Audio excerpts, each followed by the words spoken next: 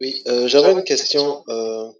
Juste, j'observe que les valeurs sucrivoire et puis Uniwax sont totalement en bas, en baisse du fait de enfin, des résultats de ces entreprises-là.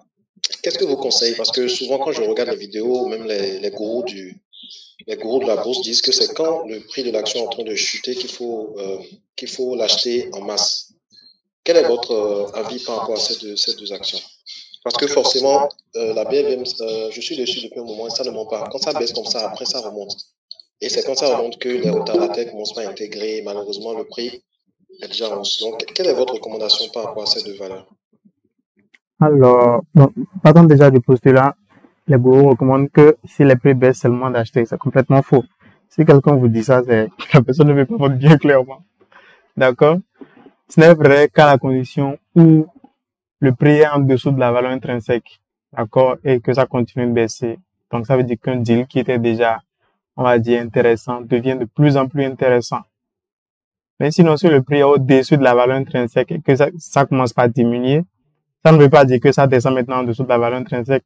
Et donc, ça ne justifie en rien un achat. Donc, la tendance du prix n'est pas un motif pour acheter ou non une action. On est d'accord?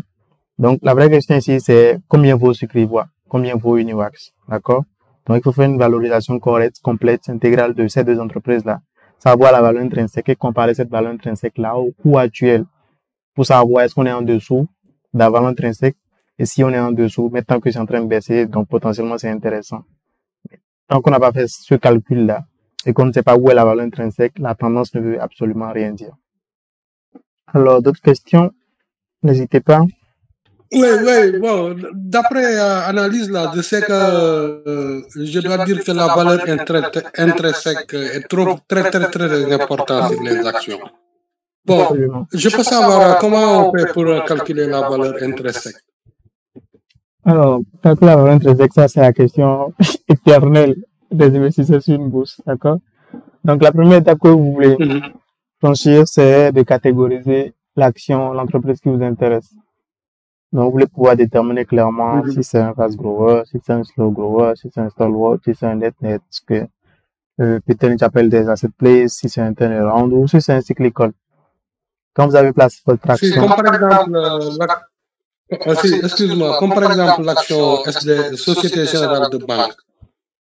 Okay. Bon, en regardant le prix là qui monte, est-ce que c'est le moment pour entrer ou bien pour qui? Okay, donc, sur l'action Société Générale de Banque. Donc là, c'est une question différente de enfin, la première question, c'est comment je calcule la valeur intrinsèque. Là, la question actuelle, c'est est-ce que Société Générale à l'heure actuelle est un bon deal? Ok. Donc, je vais continuer sur la première question, ensuite je vais entamer la deuxième question. Donc, je disais pour la première question, comment calculer la valeur intrinsèque pour les catégoriser l'action. Là, je viens de dire les 6 catégories. Quand vous avez identifié à quelle catégorie appartient l'action en question, qu'est-ce que vous voulez faire? C'est utiliser la méthode de valorisation qui est adaptée à cette catégorie-là. Donc, je dis n'importe quoi. Vous déterminez que c'est un net, par exemple, un asset play. D'accord? Si c'est un asset play, quelle est la méthode de valorisation qu'on utilise pour calculer la valeur intrinsèque de l'asset play? Vous savez la méthode, vous appliquez la méthode, vous avez une valeur. D'accord? Donc, la valeur intrinsèque. Maintenant, d'avoir calculé la valeur intrinsèque, ça ne veut pas systématiquement dire que si le coût descend en dessous de la valeur intrinsèque, c'est le moment d'acheter. Parce que généralement, ce que vous voulez faire, c'est appliquer ce qu'on appelle une marge de sécurité. D'accord? Donc, vous ne faites pas passer un camion de 2 tonnes sur un pont qui doit supporter 2 tonnes. Ça ne fait aucun sens. C'est très dangereux. Vous faites passer un camion de 2 tonnes sur un pont qui doit supporter 2,5 tonnes ou 3 tonnes. Ouais, il y a de la marge. D'accord? Donc, ce n'est pas parce que vous avez calculé la valeur intrinsèque que c'est 10 000, que vous achetez l'action à 10 000. Non. Vous pouvez acheter l'action avec une décote. Donc, un exemple de décote, par exemple, c'est dit 30% en dessous de la valeur intrinsèque. Donc, ça fait 7 000. Quelque chose qui vaut 10 000, d'après vos estimations, vous l'achetez à 7 000. C'est encore plus prudent. Ce qu'on appelle la marge de sécurité. Donc, appliquer cette marge de sécurité à la valeur intrinsèque, ça vous donne ce qu'on appelle un prix cible. D'accord? Donc, vous comparez ce prix cible-là, d'accord, au cours de l'action. Si le cours descend en dessous du prix cible ou est au prix cible, c'est le moment d'acheter. Sinon, on met l'action en stand-by dans ce que j'appelle la watchlist.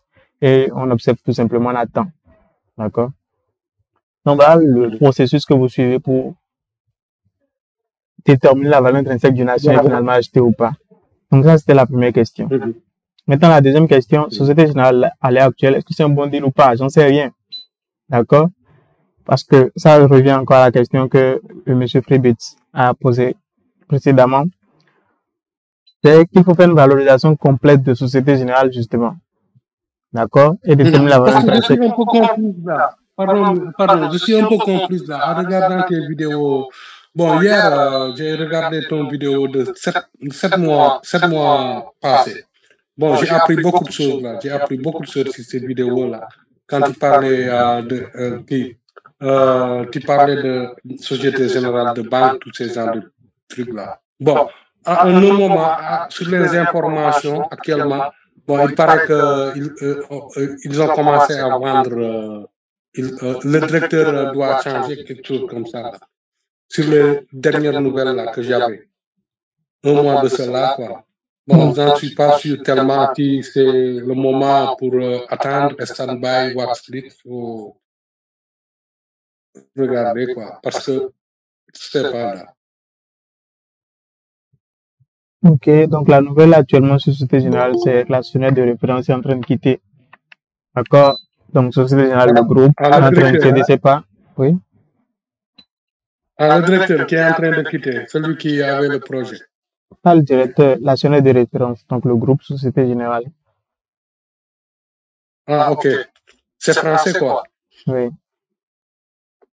Ah, ok. Parce que les banques françaises commencent à retirer un peu en Afrique, quoi. Ok. Ce n'est pas uniquement que les banques françaises, même les banques américaines aussi sont en train de se retirer. Ah, ok. Ok.